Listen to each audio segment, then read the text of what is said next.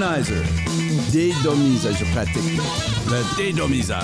Frank, le dédomiseur. OK, on va commencer avec ça. Dédomiseur. OK, commencez avec Frank, le dédomiseur. Hier, j'étais... la télé était sur Tout le monde en parle, pas de son, parce que je regardais le football. Ils ont reçu Joe Dirt, c'est ça? Oui.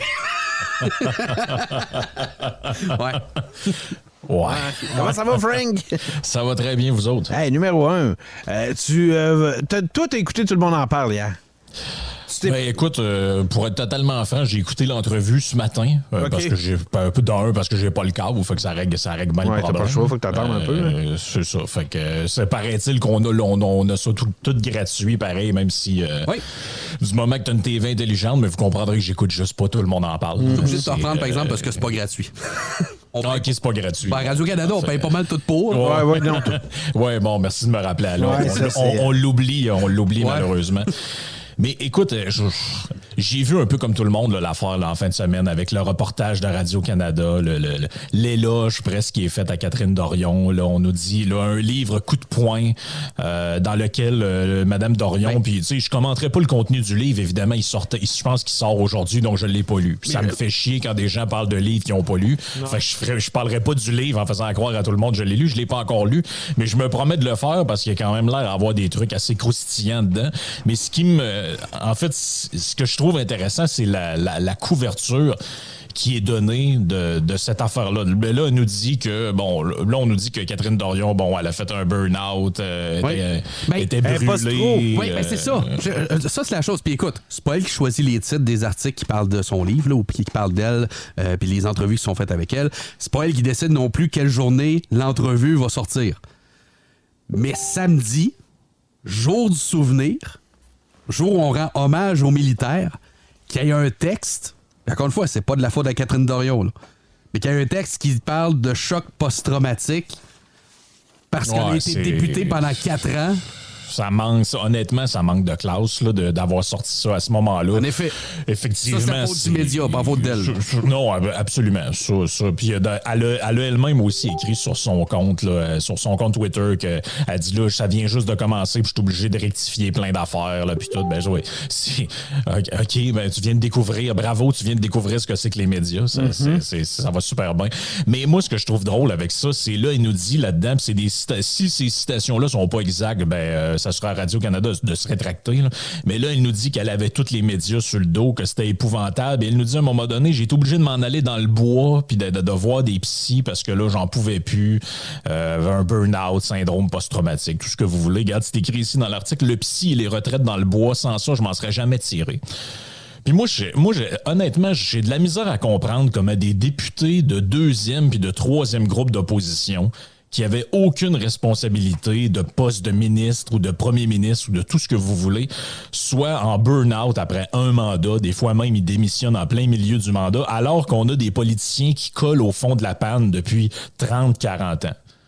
Moi, j'aimerais ça qu'on m'explique comment c'est possible que Joe Biden soit en politique depuis 60 ans, puis il est président des États-Unis à 80 ans, mais que des gens de 35-40 ans, après 2-3 ans, sont en burn-out en politique, alors qu'ils sont ni président des États-Unis, ni ministre, ni agent à l'étranger de je sais pas quoi. Non, ils sont députés de 3e groupe d'opposition. Puis, moi, j'aimerais vraiment qu'on m'explique ce bout. C'est un bout que je comprends pas. Comment François Legault peut être là depuis 25 ans avec premier ministre, ministre de l'économie, ministre de la santé, ministre de l'éducation. Tu le regardes, il a de l'air bien correct. Il a du fun, il mange du fromage en crotte. Puis, tu comprends pas, Frank? Il y a des citoyens qui viennent à leur bureau de comté puis qui viennent demander de l'aide. Ouais, mais il y a des employés au bureau de comté pour ça. Ils ont ces gens-là, ça c'est vrai pour tous les députés. Là. Et ils ont des employés au bureau de comté qui sont là pour répondre aux citoyens. C'est rare que c'est le député lui-même qui répond puis qui s'occupe des dossiers. Là. Premièrement, puis tu sais, je veux dire, moi je trouve ça un peu...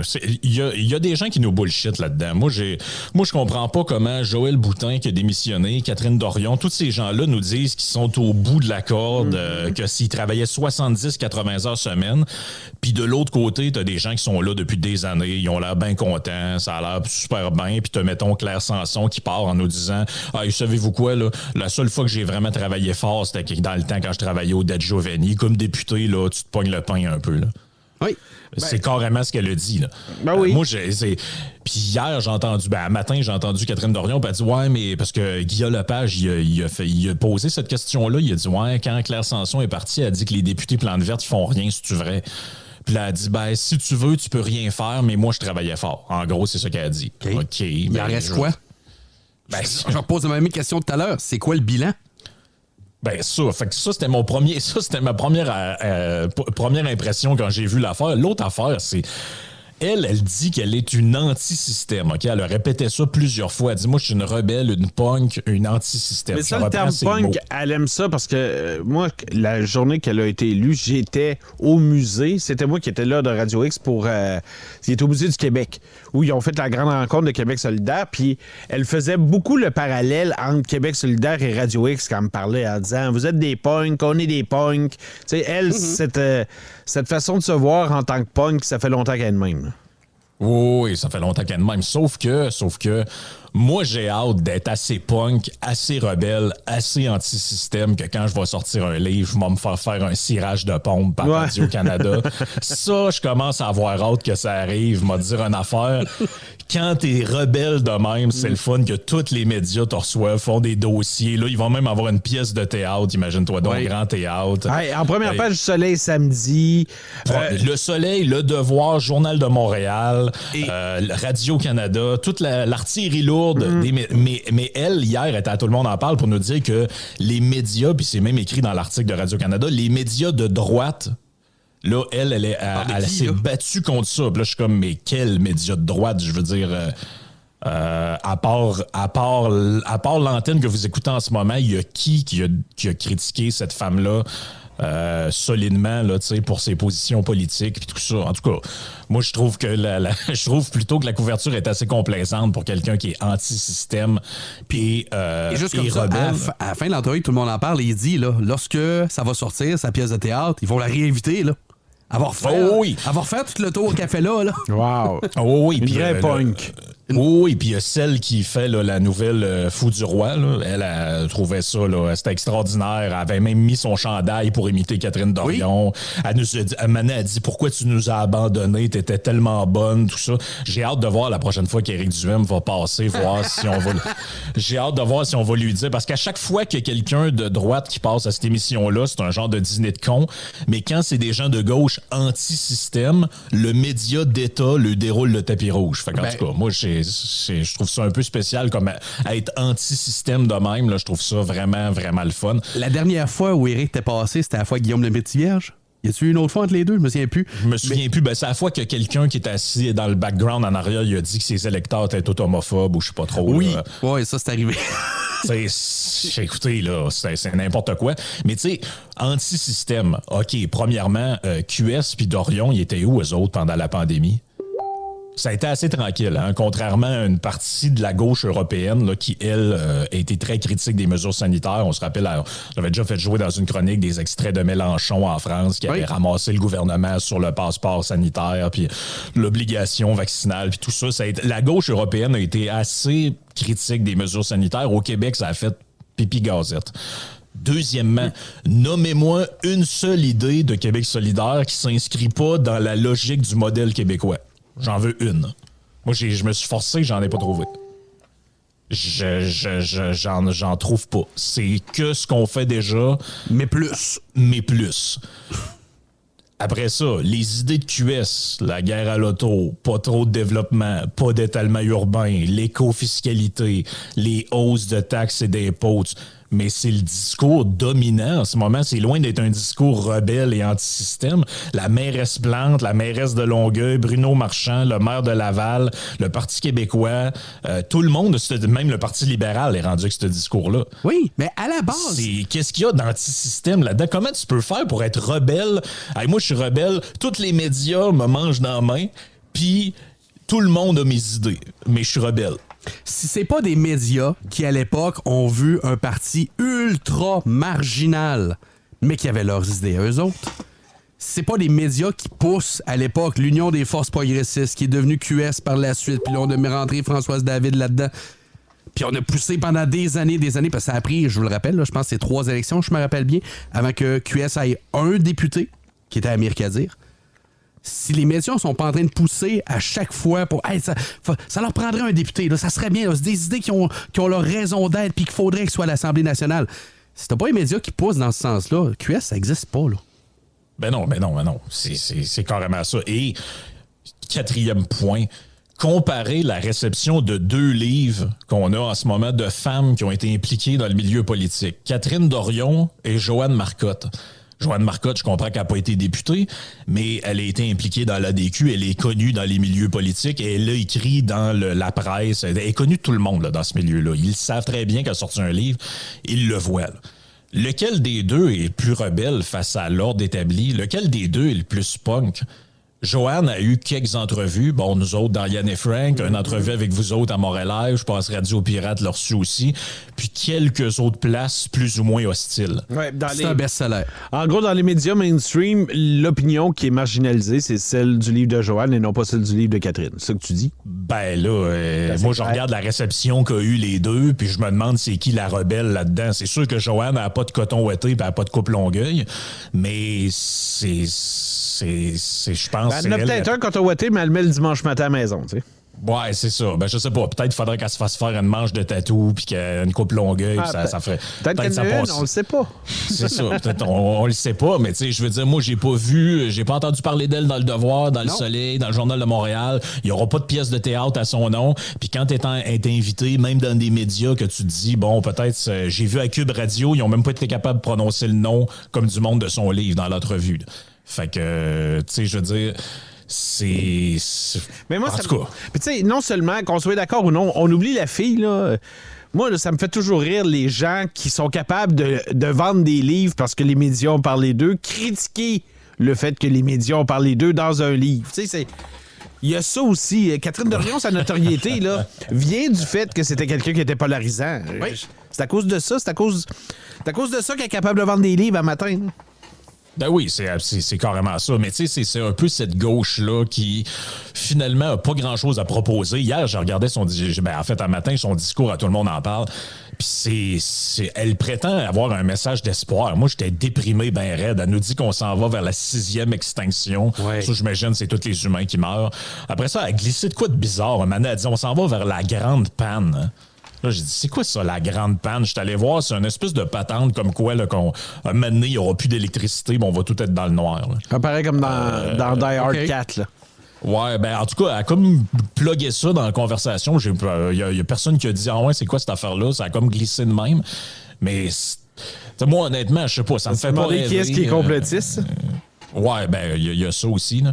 Ben d'ailleurs, justement, hier, dans cette entrevue-là qu'elle a donnée hier, c'était borderline conspi. Là, quand elle dit maintenant, il pose la question sur le tramway. Puis là, il dit, ouais, comment tu trouves ça, la CAQ, qui remet ça dans les mains? Puis là, elle dit, ben depuis le départ, c'était ça qui était prévu. Ils ont jamais voulu le faire. Ils ont mis volontairement du sable dans l'engrenage pour que ça coûte plus cher, pour que, tu sais, gros scénario. Je veux dire, regardez les gens de la CAQ, là, et regardez leur pouvoir politique. Là. Vous pensez vraiment qu'ils sont capables d'élaborer des stratégies sur 5, 6, 7 ans de même avec on va faire ça pour que le consortium se débarque finalement.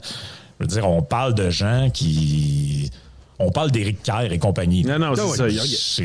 Il organiserait un potluck que tout le monde amènerait à la même affaire. Là. Ben oui, c'est ça. Il organise un potluck, finalement, il y a des couronnes de crevettes. Je pense qu'il a raison sur le fait que la CAQ, ça l'a jamais plus qu'il faut intéresser le tramway, mais il s'enlignait pour le faire quand même. Sauf que là, ça a déraillé à un moment donné. L'histoire des délais et tout ça, la ville a fait un appel d'offres, il y a ça, 3 semaines, 1 mois? Ouais. Pour les pentes à Québec pour prévoir pour le tramway. On est rendu en 2023. Les pentes à Québec, je pense que c'est un must. Je pense que ça fait partie beaucoup de la dénivellation de la ville. Ben là, je sais pas. Là. Si tu veux faire un tramway, ça prend ça. Ben, on est rendu juste en 2023 à regarder pour ça. C'est un projet qui était tout croche. Ils ont beau dire que ça fait 20 ans qu'on consulte pour ça. Non, c'est un projet qui était tout croche. Puis que c'est pour ça qu'il y a eu des délais. Ben oui. Mais ils ont repris la spin en passant de je pense que c'est TVA qui l'a parti, celle-là, que c'est la majorité silencieuse là, qui est Oui. pour le tramway. Là, ils ont vu, il y a eu une manif. Guy a vu où un il y titre avait- puis il l'a répété.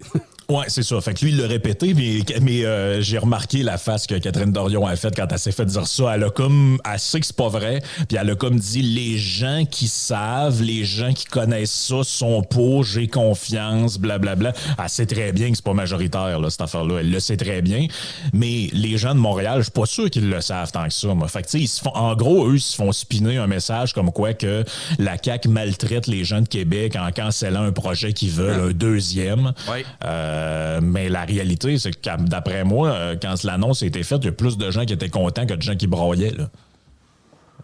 Ben oui, ça c'est sûr. Et C'était la d'après fête. moi, C'était la fête. Jeudi, on avait l'impression que tout le monde était de bonne humeur malgré le fait qu'il neigeait puis c'était une journée de merde. Là. Ben, tu sais, on a vu Bruno Marchand qu'il avait l'air comme soulagé quasiment de ça là, quand il est sorti du bureau. En tout cas, moi aussi, c'est l'impression que j'ai eue. Tu sais, il avait l'air un peu sous le choc, mais en même temps, on dirait qu'il y a un sac de roche qui est enlevé de ses épaules. Ah oui. Ben, c'est l'impression que j'ai eue de beaucoup de gens. Tu sais, beaucoup de gens que j'ai croisés, des amis, des connaissances. Il avait l'air de dire, ouf, dans quoi qu'on est en train de s'embarquer? Là? La ville qui commence à gérer un projet de cette envergure-là. Personne n'avait confiance dans ça. Là. Ah, mais ça, c'est parce que les amis que tu croises, ça, c'est la minorité bruyante. Mais tu sais, en même Oui, temps, c'est Frank, on a 6 mois de break. Là. On va le prendre. Là. Ah, c'est ça. On a 6 mois de break. Mais il faut rester vraiment vigilant. Mais dans 6 mois, on va recommencer. Hein. Ouais. Bon, je pense que ça prendra pas 6 mois. La CAQ veut un 6 mois où on n'en parle pas. Je pense que ça arrivera pas. Ouais, ben C'est une là, c'est prédiction ça. que je vous fais, moi. Pas parce que moi, je veux en parler, mais je regarde les choses, je regarde la fin de semaine, là. Je pense que ça va continuer à faire jaser pareil. Hey Frank, Yann et Yes. Frank, ça se passe ce matin. Bon show, amuse-toi bien, puis on te reparle mercredi matin. Yes, super. Merci, les gars. Bye bye à mercredi. On parlait de. Je parlais de déneigement tantôt. Le déglaçage, là. Y a-t-il une date par laquelle. Pas le déglaçage, mais le salage. Oui. Y a-t-il une date à partir de laquelle on peut pas. Je comprends pas. Je comprends pas. Tu sais, jeudi, il y a eu beaucoup d'accidents, beaucoup de sorties de route. Puis tabarnouche, on voit pas les trucks. C'est le monde qui met pas le pneu. Ben voyons donc. Voyons donc, des chars traction intégrale, c'est les pneus 4 saisons. Parce qu'une petite neige à 0 degré, ils sont capables. Là. C'est ça. Mais j'ai pas vu de. Tu sais, même là, ça sèche, on voit pas de traces blanches, rien. Il n'y a pas eu une seule once de sel. Le budget est déjà écoulé. Zéro. Faut attendre à 2024 avant d'en mettre. Je sais pas, je dis ça de même. Mais sérieusement, là, puis il va neiger encore la semaine prochaine, là. Ce serait peut-être le temps d'engager des chauffeurs, au pire, ou d'acheter du sel. Mais là, on n'a pas de sel. Les gens qui se sont crachés en char, finalement. Et je pense qu'il y a une responsabilité qui revient au ministère des Transports puis aux villes qui ont décidé de serrer les salopes. On n'en a pas besoin. Écoute, au mois de décembre, pas avant le 1er décembre, où on va faire Parce qu'à Beauport, ça a été fait. OK, c'était peut-être par arrondissement. Ouais, peut-être. OK, il est 8h02 maintenant. On vous souhaite de passer un excellent début de journée. Hey, je sais pas si tu as vu l'histoire des véhicules électriques. Il faut absolument que je t'en parle. Au Québec, on subventionne l'achat de véhicules électriques, OK? Oui. Mais pas en Ontario. Non, c'est vrai. Ils ont arrêté ça. Le gars dit, je peux pas croire qu'il y a juste 685 transactions qui ont été faites, mais il y a du monde qui l'ont fait plus qu'une fois. T'achètes un char électrique ici, avec la subvention de 7 000, Ça va le vendre en Ontario. tu le revends en Ontario. Tu redemandes une subvention de 7 000, tu rachètes un char ici, tu le revends en Ontario. Il y a du monde qui l'ont fait plus qu'une fois, puis c'est pour ça qu'ils se sont fait pogner. Parce qu'à un moment donné, le gouvernement, il a dit tabarnouche, il y a du monde qui s'en achète souvent, les véhicules électriques. Il se Donc, passe bien quoi? ça, un char électrique. Donc, puis c'est du génie, là. Oui. C'est juste surprenant, puis le gars a raison, c'est juste surprenant qu'il y ait juste eu 685 transactions du genre. À partir de 7000 pièces de l'achat, ça commence à être payant. Il y a du monde qui l'ont vu, puis qui ont dit, savez-vous quoi, nous autres, on va financer les véhicules ontariens. Salut, grosseur. Ah oui. Mais en même temps, Ben, la porte est grande ouverte. C'est pas illégal? c'est vraiment pas illégal. Ouais. Mais on paye pour. Ouais. Ouais, bien sûr. ouais. Je sais que nous autres, on paye pour. Mais à un moment donné, il y a du monde qui sont tannés de payer, fait qu'ils s'arrangent pour en mettre un peu plus dans le poche. C'est clairement ce qui a été fait. Là, il y a un gars qui raconte, il dit, je m'en vais, j'ai mon véhicule électrique, mettons une Tesla, je me parque pour aller le charger. Ça, c'est un arnaque, là, by the way. On aura l'occasion de s'en reparler. Oui. Je le parque pour essayer de le charger. Il y a un gars qui vient me voir et me dit, hey, tu me vends ton char? Moi, je suis un Ontarien, j'ai pas droit à subvention. Le gars, il a tout expliqué comment faire. Il a dit, ah ouais, Christy, de bonne idée. Il a commencé à vendre des chars. Donc voilà, article que vous pouvez lire dans le cahier argent du journal de ce matin, 8h04. On vient dans Montréal Live. C'est la Légion! Yes! Légion du lundi matin, c'est toujours très gros. C'est volumineux. Beaucoup de stock. À suivre.